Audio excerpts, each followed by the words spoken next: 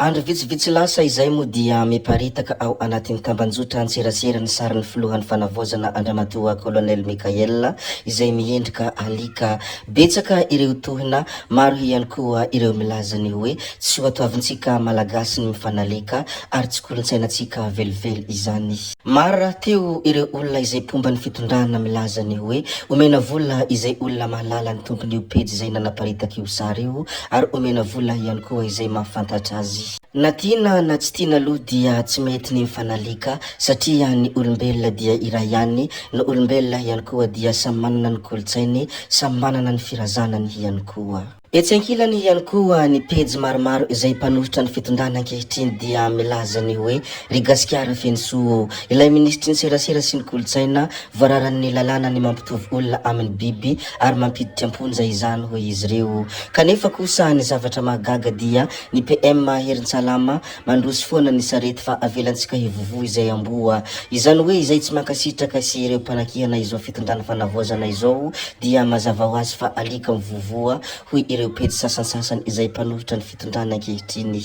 Etsy ankilany ihany koa ny ministry ny fitsarana Ramatoa Fanirisoa Ernaivo dia nilazany hoe fatinalika tsy misy lavanazy ilay HCC, izany hoe ilay androm-panjakana dia fatinalika. Mipetraka ary ny fanontaniana manao hoe rehefa iza no manalika olona dia tsy voararany ny lalàna, rehefa iza no mampitovy olona amin'ny biby dia mampiditra amponja. Ireo moa ny fanontaniana izay napetraky ny pejy izay mpanohitra ny fitondrana fanavozana vitsivitsy ao anatin'ny tambanjotra serasera Facebook rehefa nampiatsiahy ilay horonan-tsary mikasika ny zavatra izay voalaza teo izy ireo. Nde mo arantsika kely ny mikasika an'izay. Hanga maro tsy vaky amboa ary mandroso foana koa ny sarety avelatsika vovozy amboa. Saotra to.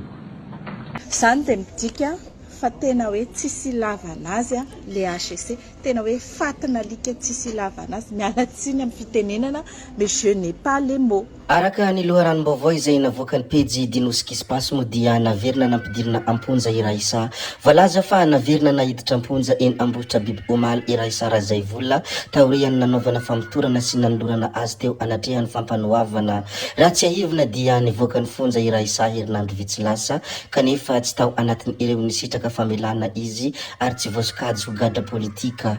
Nosamboriny ny mpitandro filaminana teny Andraharo izy ny aliny 1 Febroary rehefa tsy verina tany amponja tao aorian'ny antso nataon'ny ministeran'ny fitsarana. Ny lehibe ny fakitra Sofia moa dia nilaza ny mikasika ny lalam-pirenena faharoa amin'ny 30 tsy hiala amin'ny lalàna hoy lehibe ny fakitra Sofia. Na hitabataba ahoana aza ny mpanakihana ny lalam-pirenena faharoa amin'ny 30 dia tsy hiala amin'ny lalàna ny fitondrana hoy ny lehibe ny fakitra Sofia Josera Irene raha nitondra fanazavana mivantana momba ny io lalana io.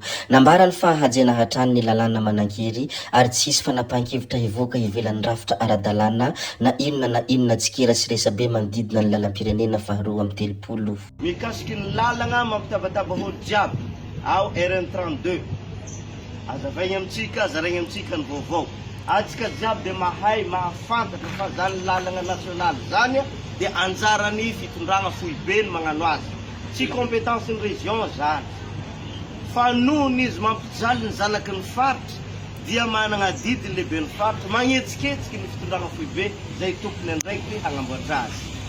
Zay zany ny tsara ampafantarigny atsika ary amizao zaho dia sarotra amiko tsy mety amiko ny hampagnofa engin ho an'ny société privée izay hagnamboatra lalana. Tsy mety zany, tsy ara-dalàna zany, tsy ekeny lalàna zany, na ino ivolagnan'olo na ino zaho dia tsy hiala amin'ny lalàna.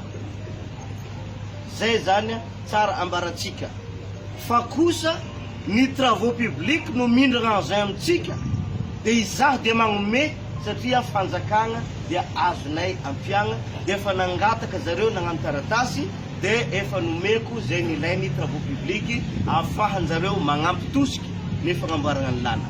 Atsika dia tsisy raha tsy magnara-dalàna no ataontsika ato agnatin'ny vaky Sofia. Mazava tenin'ny préfet atsika dia magnaraka ny lalàna, magnaja ny lalàna, na ino raha volagnin'olo, na ino raha volagnin'olo, lalàna ny patrontsika ndraiky varoa. Misaotra tompoko lahy makasitraka tompoko vavy. Ny tany Toliara kosa dia nogiazana ireo varisimba manodidina ny 80 taona avy any Toamasina. Camion isa roa no nitondra ireto varisimba manodidina ny 80 taona avy any Toamasina ireto, izay tonga tany Toliara ny aliny sabotsy 7 febroary 2024 lasa teo.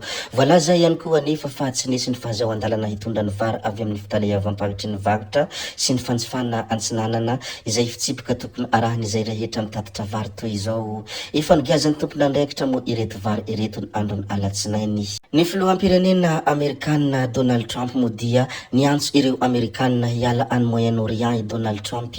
Niantso ireo teratany Amerikanina hiala aingana any Moyen-Orient i Donald Trump noho ny fitombohan'ny fifandonana. Nanambara fa manana fahefana handefa lavitra kokoa amin'ny ady amin'ny Iran i Etazonia.